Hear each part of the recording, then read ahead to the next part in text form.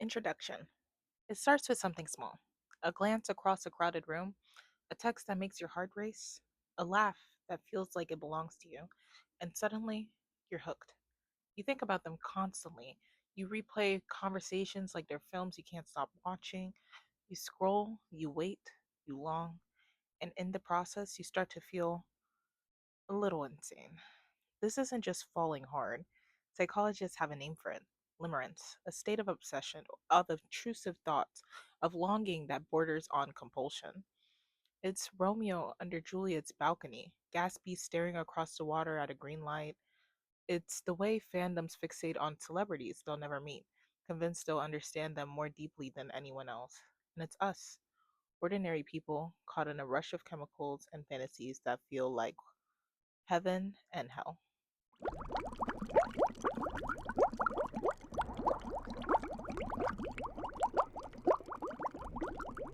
Chapter 1. What is limerence? Psychologist Dorothy Tenoff first coined the word in 1979.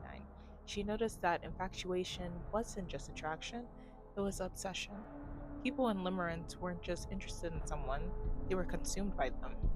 She described traits that anyone who's ever had a crush on steroids can recognize: intrusive, repetitive thoughts, idealization of the other person, dependency on their response for emotional highs and lows, fear of rejection so intense it feels life threatening. If love is a steady flame, limerence is a wildfire. It's Catherine and Heathcliff in Wuthering Heights, bound by something destructive and all consuming. It's Bella in Twilight, willing to sacrifice her entire world It's Bella in Twilight, willing to sacrifice her entire world for Edward. We sometimes laugh at these stories as melodramatic, but they capture something real. Limerence is both intoxicating and annihilating. Chapter 2: The Brain on Infatuation. Neuroscience reveals why it feels so overwhelming. When we're in limerence, when we're in limerence, dopamine floods the system, the same chemical surge that happens when people take drugs. That's why one text back can feel euphoric. Neuropine Neuropinephrine makes your heart race. Neuropinephrine makes your heart race. Your body restless, your thoughts hyper focused. You can't eat, can't sleep, can't think of much else. Meanwhile, serotonin drops. That's important because low serotonin is linked to obsessive compulsive disorder, or OCD, which explains why people in limerence replay conversations endlessly, check messages obsessively, and can't shut off the thoughts. This is why poets and musicians throughout history describe love as madness. Plato wrote that love was a kind of divine madness. Shakespeare gave us characters undone by desire. Even today, pop songs compare infatuation to addiction, to losing control, to burning alive. That's because it is. Because, in a very real way, that's exactly what's happening. Chapter 3: Why it feels like madness. The experience of limerence warps reality. Every glance feels like a secret signal, every silence feels like rejection. You start living in a constant cycle of highs and lows, dictated not by, or dictated not by your own choices, but by another person's responses or lack of them. Think about Gatsby. Standing on the shore, staring at Daisy's green light for years, that single symbol carried his entire emotional world. That's limerence. It thrives not on reality, but on longing. And in our own lives, it looks like obsessively checking Instagram stories to see if they viewed yours. It looks like holding on to hope after the 47th time they left you unread.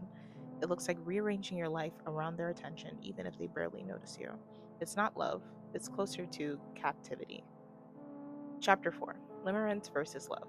Love is reciprocal. It breathes, it balances fantasy with reality. Limerence is fragile. It needs uncertainties to survive. The fantasy crumbles once reality sets in. Take Romeo and Juliet. Their story is remembered as a grand romance, but it's really just a tale of limerence. A relationship so consumed by obsession that it leads to destruction.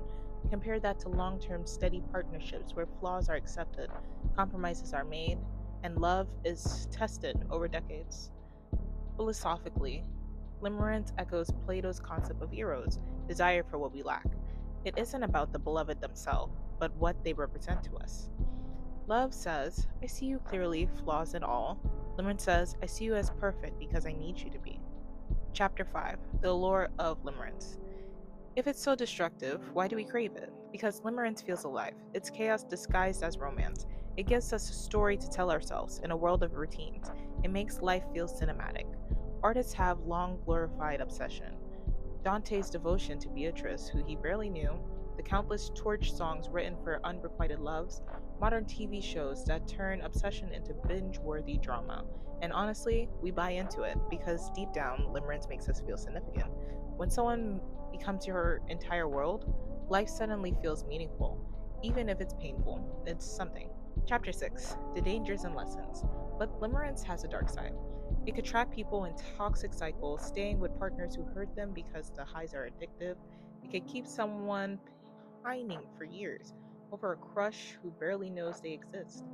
It could turn love into dependency, identity into obsession. At its worst, it could lead to heartbreak, wasted time, even stalking behaviors. But it also leaves us with lessons. Limerence is a mirror. It reveals not just what we want in others, but also what we feel is missing in ourselves. Maybe you idealize someone's confidence because you crave your own. Maybe you obsess over their attention because you're starved for validation. Maybe you chase their beauty because you're struggling to love your own reflection. In this sense, limerence isn't about them at all, it's about you. Conclusion: Infatuation feels like madness because it rewires the brain, hijacks emotions, and turns longing into obsession. But within that madness lies something profoundly human: our hunger for connection, our fear for insignificance, our yearning to touch something extraordinary.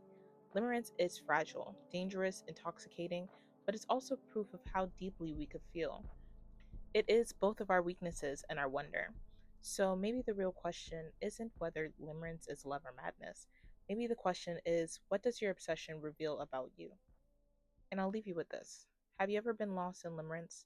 Did it feel like falling in love or falling apart?